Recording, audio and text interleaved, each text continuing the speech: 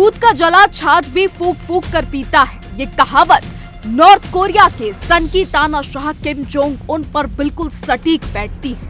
आज की दुनिया में ताकत की भाषा किस तरह बोली जाती है, इसका एक और तीखा उदाहरण सामने आया है। किम जोंग उन ने एक बार फिर अपने तेवर दिखाते हुए यूएस को आतंकवादी देश करार दे दिया है।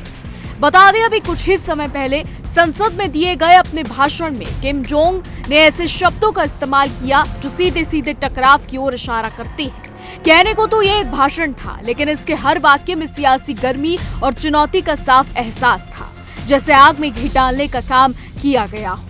किम जोंग उन ने बिना किसी लाग लपेट के साफ कर दिया था कि नॉर्थ कोरिया अपने परमाणु हथियारों को किसी भी कीमत पर नहीं छोड़ेगा।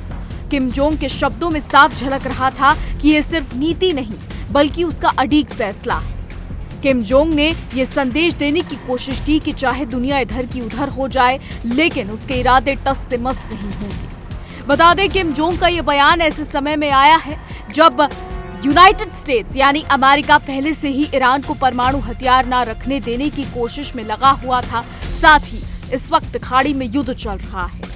भले ही किम जोंग ने सीधे तौर पर ईरान का नाम नहीं लिया, लेकिन उसके इशारों को समझना कोई टेढ़ी खीर नहीं है। उसने अमेरिका और इजराइल के हमलों पर तंज कसते हुए ये जताया कि नॉर्थ कोरिया किसी भी हालात में दबाव में आने वाला नहीं है। किम जोंग उन के मुताबिक देश की सुरक्षा के लिए परमाणु हथियार ढाल की तरह है।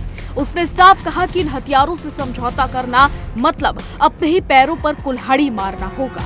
उसकी बातों में एक तरह की जिद भी दिखी और एक रणनीति भी, जैसे वो दुनिया को ये बता रहा हो कि सांप भी मर जाए और लाठी भी न टूटे वाली स्थिति अब यहाँ संभव नहीं है। अपने भाषण में किम जोंग ने अमेरिका की सैन्य नीतियों की जमकर आलोचना की थी। उसने यूनाइटेड स्टेट्स को शांति के लिए खतरा बताया था और कहा था कि उसकी नीतियां दुनिया में अस्थिरता फैलाती हैं। उसके शब्दों में तंज भी था और चेतावनी भी, जैसे कोई सामने वाले को आईना दिखाते हुए साथ ही उंगली भी उठा रहा है।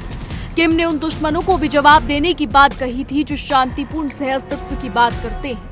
किम जोंग ने कहा कि अगर कोई इसे कमजोरी समझेगा तो नॉर्थ कोरिया चुप नहीं बैठेगा। यानी साफ है, या तो नॉर्थ कोरिया तबाही मचाएगा या फिर अमेरिका को पूरी तरीके से बर्बाद कर देगा। और इसी बीच ट्रंप ने हाल ही में किम जोंग उन से मिलने की इच्छा भी जताई थी, लेकिन किम के इस ताजा बयान से साफ लगता है कि वो उस मुलाकात को लेकर ज्यादा उत्साहित नहीं है। उसका रुख देखकर ऐसा लगता है जैसे दूध का जला छाछ भी फूक फूक कर पीता है। यानी वो अब किसी भी बातचीत में बहुत सोच समझकर कदम रखना चाहता है। ईरान पर अमेरिकी हमलों के बाद किम का ये सख्त रुख और भी मायने रखता है। इससे यह संकेत मिलता है कि नॉर्थ कोरिया का सन की तानाशाह अब अपनी सैन्य ताकत को और मजबूत करने की दिशा में आगे बढ़ रहा है। यानी हालात ऐसे हैं कि जैसे को तैसा की नीति अपनाई जा रही है। जो जैसा करेगा वैसा ही भरेगा। अपने भाषण के दौरान सन की तानाशाह ने साउथ कोरिया को अपने सबसे बड़ा दुश्मन करार दिया। उसने सियोल को साफ चेतावनी दी कि अगर नॉर्थ कोरिया की संप्रभुता का उल्लंघन किया गया तो उसका जवाब बेहद सख्ती से दिया जाएगा। उसके शब्दों में एक तरह की तल्खी थी, जैसे आंख के बदले आंख वाली सोच साफ झलक रही हो। लेकिन गौर करने वाली बात यह भी है कि कुछ समय पहले किम जोंग उन ने साउथ कोरिया की तरफ कई मिसाइलें दागी थी। ये कोई साधारण कदम नहीं था, बल्कि एक सीधा संदेश था कि नॉर्थ कोरिया अपनी ताकत दिखाने से पीछे नहीं हटेगा। उस दौरान उसके साथ उसकी 13 साल की बेटी भी नजर आई थी, जो इस बात का संकेत देती है कि ये सिर्फ सख्ती आज की नहीं बल्कि आने वाले समय की भी कहानी है।